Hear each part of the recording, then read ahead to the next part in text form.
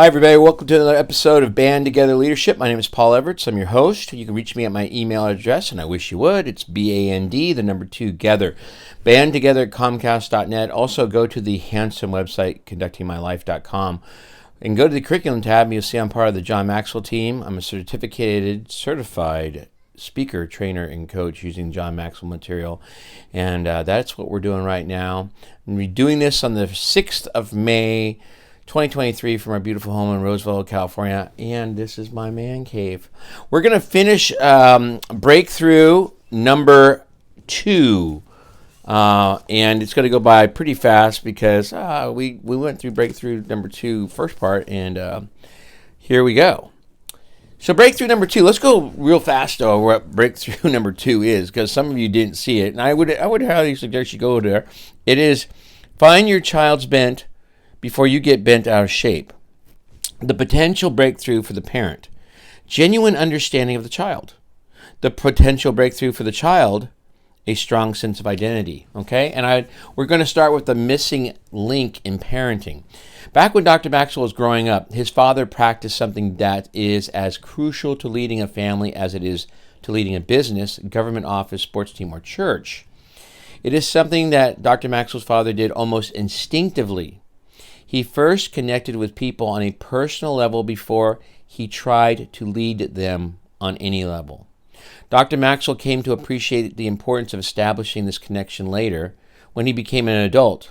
As he was teaching leadership to pastors and business people, Dr. Maxwell realized many of them were trying to lead people with whom they had never connected. They were putting their agenda before the relationship. But that is putting the cart before the horse. To effectively lead people, you must first learn about their interests and dreams. Dr. Maxwell calls this relational connection the missing link in leadership. The same principle holds true at home, but unfortunately, Dr. Maxwell finds mothers and fathers doing the same thing with their children that bosses do with employees. They try to direct their children without investing in the relationship. But to effectively direct your child, you must first connect with your child. To do that, you have to get on the child's turf, get the perspective, and find out what's in the child's heart. When the goal is to control rather than connect with a child, everyone loses. That is so awesome. Did you just listen to that again? Oh my gosh. When the goal is to control rather than connect with a child, everyone loses. How connected are you with your child? Have you been putting in the time and energy to build the relationship to find out? Answer the following questions to help you determine the depth of your connectedness. There's the book. I'm not going to read word for word because I think you need to go buy the book too. Okay, but he's got 10 questions. The next big bold print is what every child needs regardless of bent. Finally, for healthy development regardless of bent, every child needs unconditional love. Only when children feel loved that way can they flourish and grow to meet their potential. Such love provides a nurturing environment. Such love offers emotional, physical, and psychological security, and it gives children the freedom to do what? Fail, or even succeed. What message are you currently sending to your children? Is the message one of unconditional love? Or are your kids likely to believe your love is based on their performance, their behavior, their compliance, their need, or even potential? If it is the latter, you need to start communicating a new message. Your children need to believe your love is based solely on the fact that they belong to you. Nothing more, nothing less. Okay, that's a sensitive topic right now, isn't it, in the United States? Remember, this book was written a long time ago, okay? And like in the 90s, so like 30 years ago. But I think that you need to, please do that. Your children need to believe that your love is based solely on the fact that they belong to you. They don't belong to the school.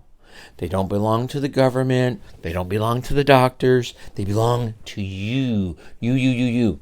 Don't forget that. And you'll want to communicate that message even when they wreck the car, they want to drop out of school, they need money, they blow their most important tests, and on and on. Next bold-face print. The learning from the prodigal's father. Now, again, don't turn it off just because it's going to be about the Bible. Stop that. One of the best illustrations of unconditional love can be found in the Bible. Luke chapter 15, verses 11 through 32, the story of the prodigal son. The prodigal's father is our role model as parents. And here's what we learn from it. I'm not going to tell you everything because I need you to buy the book. Or you know what? Hire me. Let me come out and work with you. I'm going to talk about that. I really want to come out and work with you. Okay. So just a couple things. He gave his child the freedom to fail. He divided his wealth and allowed his son to go his way, even when it meant going the wrong way. And then there's another 4 bullet points. But again, hire me and or buy the book. Then the next bullet, the big old boldface, is no guarantees. As parents, we all hope we will not have to deal with the heartbreak of raising a prodigal child. But as you know, there are no guarantees. The best we can do is love our children and try to help our children be responsible adults. Dr. Maxwell and his wife Margaret have done that with Elizabeth and Joel Porter. Remember, this is books back in the 90s. It's an old book. So go from there. So when Joel was a high school freshman, one of the assignments was to write a paper about becoming a missionary. When Dr. Maxwell read his essay, he was impressed by how mature Joel's thinking was for someone 15 years old and how well he knew himself. Here's part of what Joel wrote. The first qualification is that we need to be saved. The second qualification is to be spirit-filled, okay? And that goes on and on. I don't want to get biblical with you because I don't want you to turn it off. And it's okay to be biblical, by the way. Nothing wrong with it. Let people be biblical, for God's sakes. And then work with people who aren't too. Let's get along. We're Americans. It's what we do.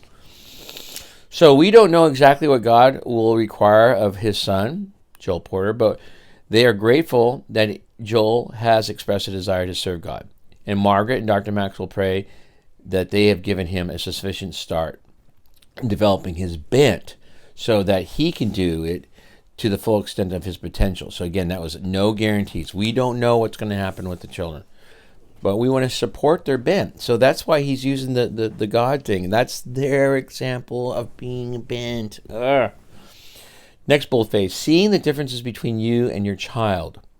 If you suspect you have been unaware of how your child is different from you, or you have even tried to minimize or eliminate the differences, then he wants you to complete a survey. Buy the book. If you have more than one child, photocopy it so you can complete for each parent relationship. Okay, and so here's a couple of things. What is your personality type? What gives you more energy? Where would you go? So what I would do is buy the book. All right? So breakthrough number 2, one more time, is find your child's bent before you get bent out of shape. The potential breakthrough for the parent is genuine understanding of the child, and the potential breakthrough of the child, a strong sense of identity. Next week, or the next time we meet, which I hope is going to be several more times, breakthrough number 3, strive to be a priority parent, not a perfect parent. Strive to be a priority parent, not a perfect parent. The potential breakthrough for the parent, a sound strategy for parenting. The potential breakthrough for the child, a deep sense of security. And that's what we need right now with our children. They need to have a deep sense of security. I think that's part of what we're seeing with all the confusion going on. They need you. And I'm here for you as well. Begin with the end in mind. Every choice you make is who you are, so choose wisely. Seek first to understand, then be understood. And finally, people don't care how much you know until they know how much you care. And I care about you dearly. That's why I do this. Hope to hear from you soon. Again, our email address is BAND, the number 2 band together at Comcast.net. God bless you. I love you. Thanks for watching. Press that like button, man, because I'm telling you right now, the non-likers, they know how to press their button. Press the like button. Love you. Bye.